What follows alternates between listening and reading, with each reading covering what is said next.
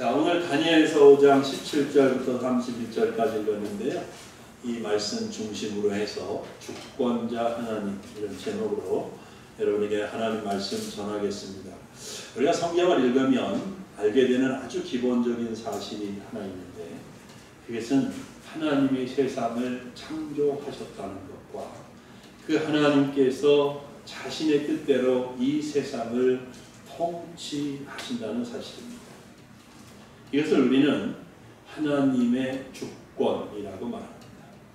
즉 하나님께서 온 우주 만물의 주권자로서 이 우주를 통치하신다는 거죠. 그래서 기독교 신앙을 갖게 되었을 때 가장 먼저 인정하고 고백해야 되는 것은 하나님이 이 세상의 주권자라는 사실, 그리고 그 하나님이 내 인생도 주권적으로 통치하고 계신다는 사실입니다. 만일 이런 하나님의 주권에 대한 확실한 믿음이 없다면 아직 자신의 믿음은 아주 어리거나 약한 믿음일 수 있습니다. 혹은 아직 기독교 신앙에 온전히 들어오지 못했다라고도 볼 수 있겠습니다. 자, 우리가 같이 읽은 본문은 주권자 하나님을 너무너무 명확하게 보여줍니다. 하나님이 한 나라를 완전히 바꿀 수 있고 또 그 나라의 통치자도 하나님의 뜻을 따라 바꿀 수 있다는 사실을 확실하게 보여주고 있습니다. 그뿐만이 아닙니다. 하나님이 한 사람의 운명도 붙잡고 계시며 그의 전생애의 삶에서 생사화복을 주장하신다는 사실을 오늘 본문은 생생하게 묘사하고 있습니다. 본문의 이야기는 역사적 사실입니다. 실제로 바벨론이라는 나라가 역사 속에 존재했고 그 역사 속에 느부갓네살 왕, 벨사살 왕, 다리오 왕 이런 분들이 실제로 역사적 인물로 등장하고 있다는 사실을 먼저 여러분 기억하시길 바랍니다. 자, 오늘 본문 이야기 속에서 바벨론의 왕 느부갓네살의 아들인 벨사살 왕이 통치하던 때에 일어났던 역사적 사건입니다.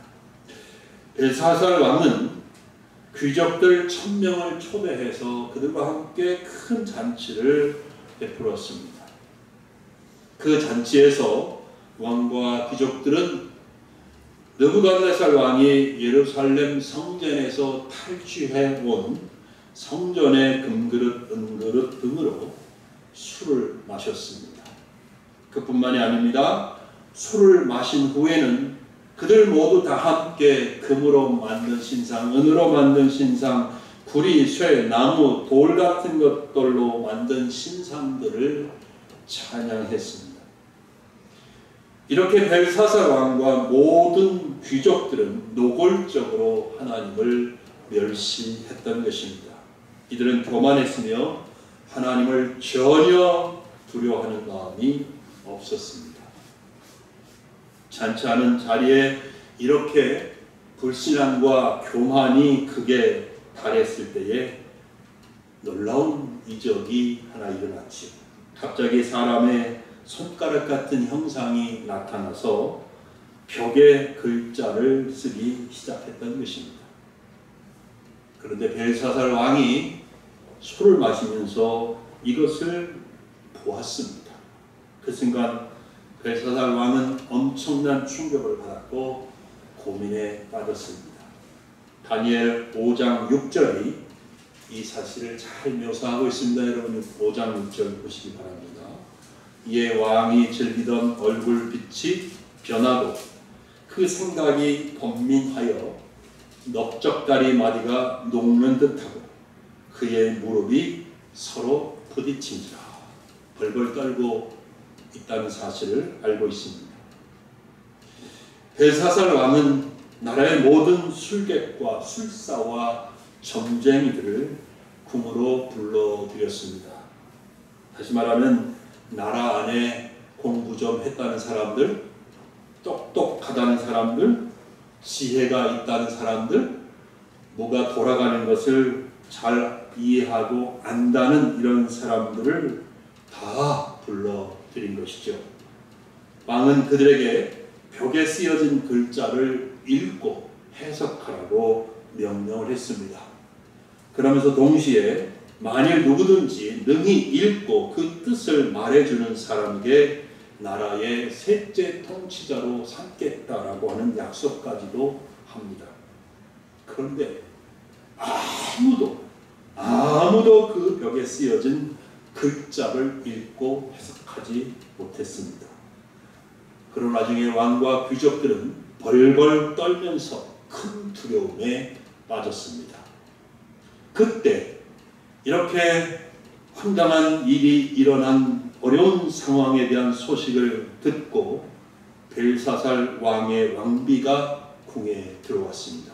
그리고 왕에게 걱정하지 말라고 하면서 다니엘을 소개했습니다. 다니엘서 5장 11절과 12절이 왕비가 다니엘을 추천하는 그 추천서입니다. 추천 내용이죠. 한번 보시기 바랍니다. 다니엘은 정말 대단한 사람입니다. 왕의 나라에 거룩한 신들의 영이 있는 사람이 있으니 곧 왕의 부친 때에 있던 자로서 명철과 총명과 지혜가 신들의 지혜와 같은 자니이다. 왕의 부친 느부갓네살 왕이 그를 세워 박수와 술객과 갈대아 술사와 점쟁이의 어른을 삼으셨으니 왕이 벨드사살이라 이름하는 이 다니엘은 마음이 민첩하고 지식과 총명이 있어 능히 꿈을 해석하며 은밀한 말을 밝히며 의문을 풀 수 있었나이다. 이제 다니엘을 부르소서 그리하시면 그가 그 해석을 알려드리리이다 하니라. 아멘. 벨사살 왕에게 왕비가 다니엘 이렇게 멋진 말로 사실이니까 추천을 합니다. 그래서 다니엘이 벨사살 왕 앞에 불려왔습니다. 왕이 묻습니다. 내가 유다 자손 중에 그 다니엘이 맞느냐라고 물은 후에 벽에 쓰여진 글자를 읽고 해석해달라고 말합니다. 다니엘에게도 왕은 만일 너가 읽고 해석해서 그 뜻을 알려주면 너를 나라의 셋째 통치자로 삼겠다라고 약속도 합니다. 근데 다니엘은 오늘 본문을 읽어서 알듯이 왕의 보상이나 약속과 상관없이 하나님의 뜻인 줄 알고 그 글을 읽고 해석을 알려주기 위해서 입을 열었습니다. 그리고 다니엘이 하는 해석이 18절부터 28절까지 기록되어 있는데 사실은 그 글을 해석하기 이전에 다니엘은 벨사살 왕에게 하나님의 메시지를 전했죠. 그리고 다니엘이 전하는 하나님의 메시지를 왕과 함께 있었던 잔치에 참석하고 있는 1000명이 넘는 모든 귀족들이 다 이 메시지를 들었습니다. 다니엘이 전하는 메시지는 3가지입니다. 첫째, 다니엘이 전하는 첫 번째 메시지는 주권자 하나님이십니다. 하나님이 주권자임을 전하고 있습니다. 다니엘은 벨사살 왕에게 다니엘 4장에 기록된 느부갓네살 왕, 그러니까 벨사살 왕의 아버지 느부갓네살 왕이 겪었던 일을 상기시켜 주었습니다. 다니엘이 말합니다. 하나님께서 느부갓네살 왕에게 큰 권세를 주셔서 자기 마음대로 정말 크고 거대한 나라를 다스리게 하셨습니다. 당신의 아버지가 어느 날 꿈을 꾸고 크게 번민하고 있는데 제게 그 꿈을 해석하게 했습니다. 그 꿈의 내용은 당신의 아버지 느부갓네살 왕에게 교만해지지 말라고 하는 경고였습니다. 그럼에도 불구하고 12달이 지난 어느 날 당신 아버지 느부갓네살 왕이 왕궁 지붕에 올라가 거닐면서 자기가 다스리는 왕국을 내려다보다가 한순간 교만한 마음에 사로잡혔습니다 라고 말합니다. 다니엘이 말하고 있는 이 부분을 다니엘서 4장 30절이 묘사하고 있습니다. 느부갓네살 왕은 속으로 이렇게 생각하는 거예요. 이렇게 혼자 말하는 거예요. 생각이 아니라 나 왕이 말하여 이르되 이 큰 바벨론은 내가 능력과 권세로 건설하여 나의 도성으로 삼고 이것으로 내 위엄의 영광을 나타내는 것이 아니냐. 이렇게 혼자 말하는 거예요. 자기가 도취된 거죠. 자기 영광. 그런데 놀라운 일이 일어났지요. 느부갓네살 왕의 입에서 이 말이 떨어지자마자 하늘에서 소리가 났습니다. 그것이 다니엘서 4장 31절입니다. 보시면 느부갓네살 왕아 내게 말하노니 나라의 왕위가 내게서 떠났느니라. 그 후 곧바로 느부갓네살 왕은 쫓겨납니다. 폐위되고 쫓겨나서 들판에 가서 이슬을 먹고 손톱과 발이 짐승처럼 자라고 머리털도 길게 자라고 들짐승같이 들판에서 무려 7년을 지냈습니다. 그러다가 어느 날 하늘을 우러러보다가 다시 총명이 돌아오면서 하나님이 주권자임을 알게 되었습니다. 그 사실을 명확하게 알고 이해하게 될 때에 놀랍게도 느부갓네살은 다시 복권이 되었습니다. 그런 일들을 겪은 후 느부갓네살 왕은 비로소 하나님을 자신의 마음을 다해서 진심으로 찬양을 합니다. 그게 다니엘서 4장 37절입니다. 이렇게 말하죠. 그러므로 지금 나 느부갓네살은 하늘의 왕을 찬양하며 칭송하며 경배하노니 그의 일이 다 진실하고 그의 행하심이 의로우심으로 교만하게 행하는 자를 그가 낮추시리라. 그렇게 말합니다.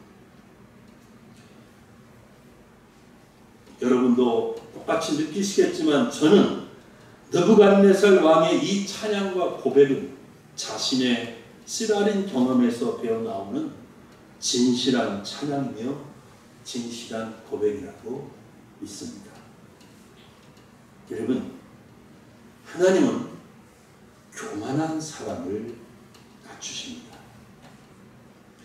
왕의 자리에 있다 하더라도 교만하면 그 자리에서 내려오게 하십니다.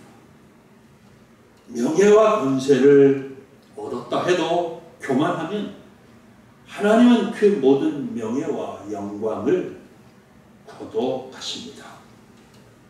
교만한 사람은 하나님이 낮추심으로 그 교만함을 꺾어버리십니다. 여러분, 성경이 우리에게 가르치는 중요한 사실은 모든 것이 하나님께로부터 온다는 사실이에요. 그런데 만일 그것을 모르고 마치 자기가 자기 힘으로 자기 능력으로 한 것처럼 생각하면서 교만해지면 느부갓네살 왕처럼 자신의 능력으로 얻은 줄 착각하는 거죠. 그래서 그렇게 교만해져서 그런 교만한 생각에 빠지면 한순간에 다 잃어버릴 수 있는 것입니다. 느부갓네살 왕을 보면서 우리는 이 교훈을 마음에 깊이 새길 수 있으면 좋겠습니다. 여러분, 그런데 반대로 겸손하면 하나님께서 높여주십니다.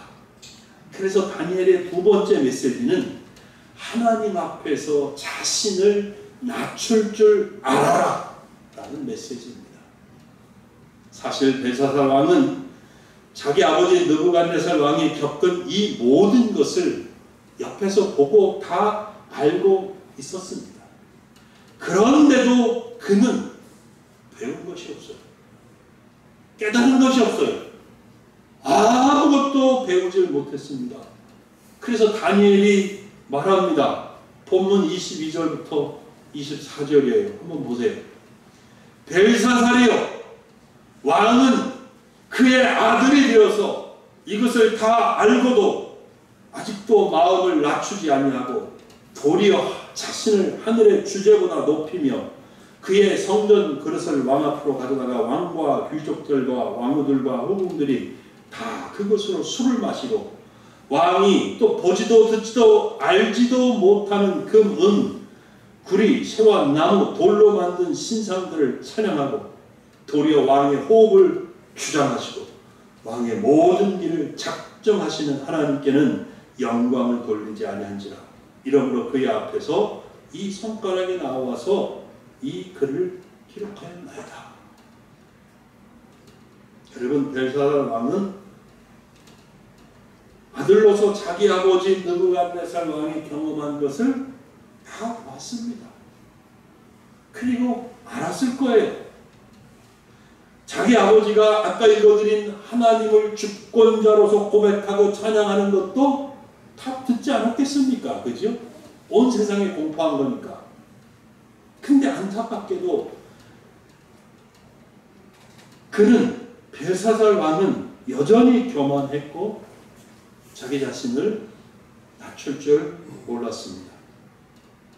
참 답답한 일이죠. 어리석은 일 아니겠습니까? 참 어떻게 이렇지? 이라고 벨사살 왕에 대해서 손가락질을 하게 되는데, 근데 가만히 생각해보면 저도 할 말이 없더라고요. 저도 할 말이 없더라고요. 우리 모두 그렇지 않을까요? 왜요? 우리도 똑같으니까. 우리도 너무 똑같이 답답하고 어리석음을 범할 때가 한두 번이 아니니까요.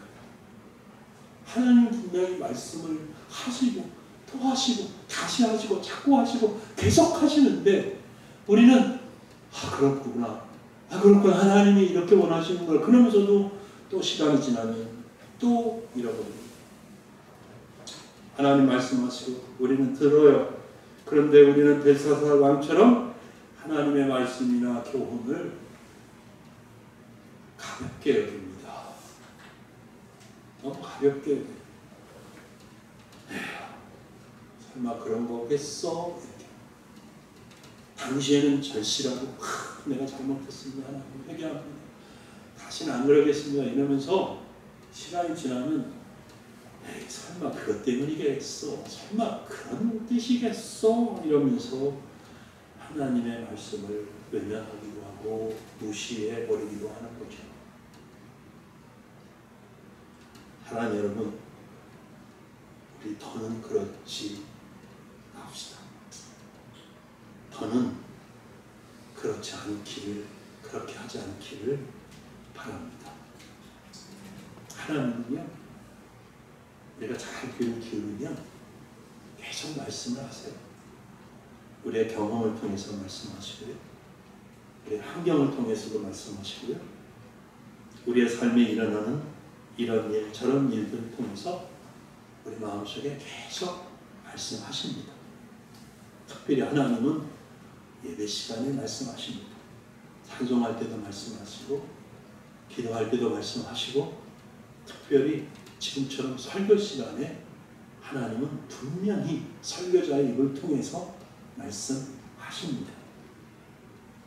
여러분, 하나님이 말씀하실 때 들으실 수 있는 은혜가 있기를 바랍니다.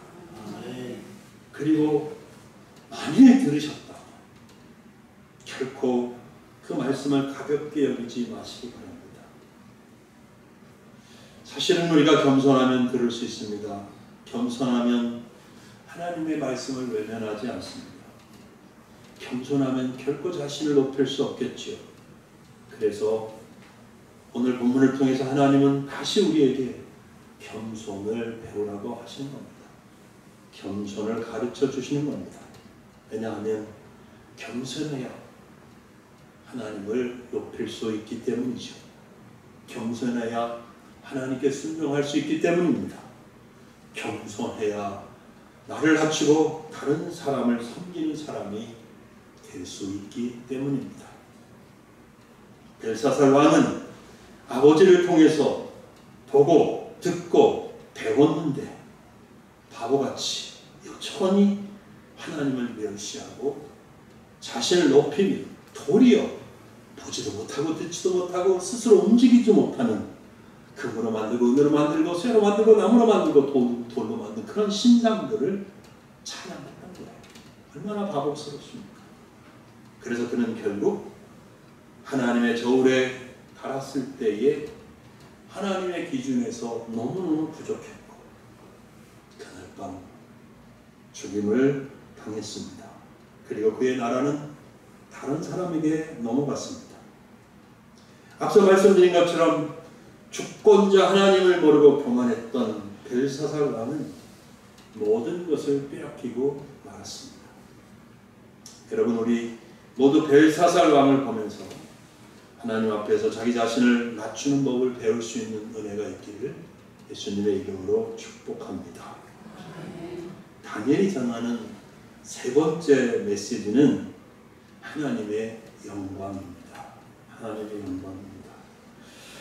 다니엘이 벨사살 왕의 교만함을 지적하면서 한 중요한 말 한마디는 벨사살 왕이 금, 은, 구리, 쇠와 나무, 돌로 만든 신상들, 즉 사람이 만든 것들을 찬양하면서 도리어 벨사살 왕 자신의 호흡을 주장하시고, 호흡을 주장하신다는 말은 뭐예요? 내 호흡을 붙들고 계신다는 거예요. 만약에 이 호흡을 걷어가시면 나는 죽는 거예요. 그러니까 하나님이 벨사살 왕 자신의 생명을 붙들고 계십니다. 생명의 주권자인데 그분을 멸시하고 벨사살 왕 자신의 모든 길을 작정하시는 하나님, 하나님께서 자신의 모든 삶을 이끌고 주관하고 도와주고 그렇게 하시는 하나님을 모른 채하고 그분의 영광을 돌리지 않았다는 점이에요. 다니엘은 이것을 지적하고 있습니다. 그래서 오늘 우리도 이 점에 대해서 다시 알고는 있었지만 다시 새롭게 깨닫는 은혜가 있기를 바라는 것입니다. 여러분, 하나님은 우리에게서 영광을 받기를 원하십니다. 분명합니다. 그리고 그 영광을 아무에게도 주려고 하지 않으시고 그 영광을 누구에게도 빼앗기는 것을 원치 않으십니다. 하나님은 이전에도 말씀드린 것처럼 우리에게 다른 것은 다 은혜로 주시기를 기뻐하시지만 자신의 영광은 결코 양보하시지 않습니다. 그러므로 우리가 오늘 다시 각성해야 할 것은 모든 일에 언제나 하나님께 영광을 돌릴 줄 알아야 한다는 사실입니다. 여러분, 그러면 우리가 어떻게 하나님께 영광을 돌립니까? 하나님은 우리로부터 어떻게 영광을 받으십니까? 딱 두 단어 기억하세요. 딱 두 단어. 찬양과 감사입니다. 찬양과 감사입니다. 한 가지 더 덧붙인다면 찬양과 감사를 통해서 하나님을 섬기는 거죠. 평생 동안. 지금의 나는 온전히 하나님의 은혜다 라는 사실을 아는 것입니다. 내가 가진 것, 내가 겪은 것, 내가 겪어서 알게 되고 깨닫게 된 것, 지금 내게 주어진 환경, 지금 내가 가지고 있는 내 삶의 모든 조건들 등등 지금의 나의 나된 것은 모두가 은혜임을 아는 겁니다. 그리고 난 다음에 그 은혜를 베푸신 하나님께 감사를 드리는 거예요. 그때 하나님은 영광을 받으십니다. 아멘. 그 다음에 말씀드린 것처럼 하나님을 찬양할 때, 우리가 하나님을 찬양할 때 하나님이 영광을 받으십니다. 하나님의 인격, 하나님의 하나님 되심, 하나님의 능력, 하나님의 권세, 하나님의 위엄, 하나님이 하시는 일, 하나님이 우리에게 주신 구원 등등으로 인해 내가 온 마음으로 하나님을 인정하고 하나님에게 찬양을 드릴 때 하나님은 영광 또 영광을 받으십니다. 여러분, 매일매일 그리고 매 순간마다 하나님의 은혜를 깨닫고 하나님의 행하시는 이런 일들로 인해 하나님께 감사와 찬양을 드릴 수 있기를 바랍니다. 그러면 하나님께서 너무 좋아하시고 기뻐하시고 영광을 받으실 것입니다. 하나님은 교만한 벨사살 왕을 버리셨는데 왜 그랬어요? 감사와 찬양을 몰랐기 때문에. 근데 우리가 만약 이 감사와 찬양의 삶을 살면서 하나님께 영광을 돌리면 절대 하나님 우리를 버리시지 않을 것입니다. 여러분, 이제 말씀을 맺겠습니다. 하나님은 주권자이십니다. 한번 따라서 해봅시다. 하나님은 주권자입니다. 하나님은 주권자이십니다. 이 나라의 주권자이십니다. 정치인들은 국민이 주권자라고 생각을 하지만 우리는 믿음 안에서 진짜 이 나라의 주권자는 하나님이십니다. 온 세상의 주권자이십니다. 바닷속의 주권자이시고 하늘의 주권자이시고 모든 나라의 주권자이시고 모든 사람의 주권자이십니다. 주님은 말씀하셨어요. 참새 한 마리도 하나님이 허락하시지 않으면 땅에 떨어지지 않는 거예요. 그러므로 우리는 하나님이 주권자이심을 알고 이 나라를 위해 하나님께 기도하는 거지 않습니까? 근데 여러분, 하나님은 내 인생의 주권자이시기도 합니다. 내 인생의 주권자. 이것을 잘 깨닫는 사람은 결코 벨사살 왕처럼 하나님을 경멸하고 무시하는 그런 언행을 하지 않습니다. 도리어 하나님을 의지하고 섬기고 늘 하나님께 감사와 찬양을 드릴 것입니다.